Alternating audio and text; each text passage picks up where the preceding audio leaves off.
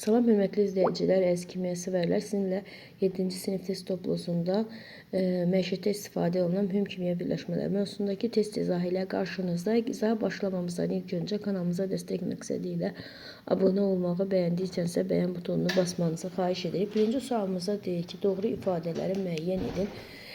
Çökmə suxurların bərkliyi maqmatik suxurlardan azdır. Bəli, bu düzgündür.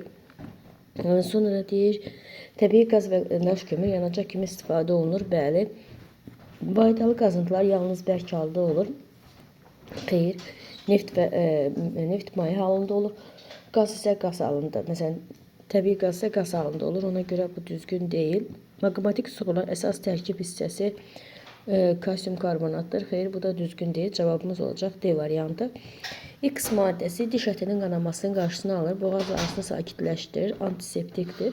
Biz bölürük ki, burada söhbət hidrogen peroksiddən gedir.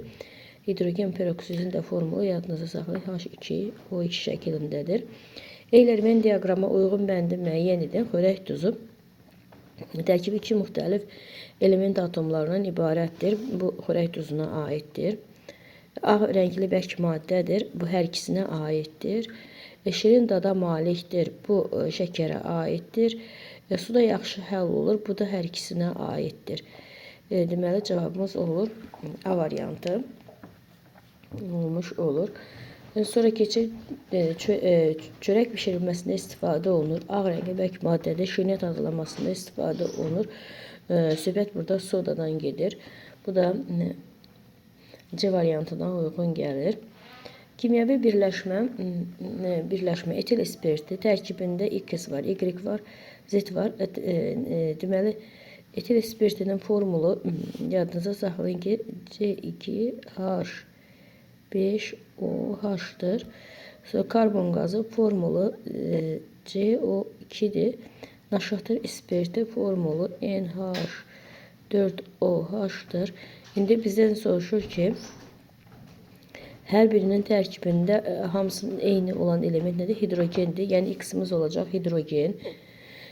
Sonra X-imiz olacaq hidrogen. Y deməli ancaq etil spirti ilə karbon qazının tərkibində var. Etil spirti ilə karbon qazının tərkibində olan karbondur. Y-imiz olacaq karbon. Z-imiz də olacaq oksigen. Bu da olacaq A variantı. Etil spirti üçün də uçucu mayedir. Bəli, uçucu mayedir. Həlledici kimi istifadə olunur. Bəli, ağ rəngli bərk maddədə xeyr, maye halındadır. Suda həll olunur. Xeyr, yaxşı həll olur. Doğru cavabımız olur 1, 2, 7. Qabdakı maddə üçün nə doğrudur? Gördüyünüz kimi aseton yazılıb. Aseton formulu CH6 odur. Bəli, bu düzdür. Suda həll olunur. Xeyr, bunu demək olmaz ki, suda həll olunur. Rəngsiz uçucu mayedir. Bəli. Bəli, rəngsiz uçucu mayedir. İşsizdir. Xeyr, özünə məxsus xüsusi iyi vardır. Ona görə də bu da götürmür. Düzgün cavabımız olacaq 1, 3. 8-ci sualımıza deyir ki, molekul modelləri verilmiş maddələr üçün uyğunluğu müəyyən edin. Uyğunluğu müəyyən edin. 1-ə uyğun gələcək 1A, bir də Y tipdə dezinfeksiya, yəni etil spirtinin formuludur. Etil spirtinin də tipdə dezinfeksiya edici kimi istifadə edirik. Bu metanın formuludur. Buna uyğun gələcək təbii qazın əsas tərkib hissəsidir. Yəni B uyğun gəlmiş olacaq.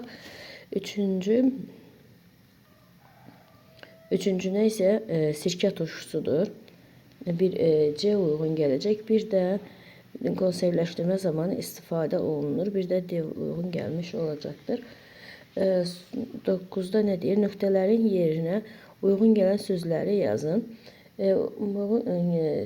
Deməli, ağ rəngli, şirin dada malik. Buraya yazacağım ağ rəngli, şirin dada malik, suda yaxşı həll olan bərk maddədir.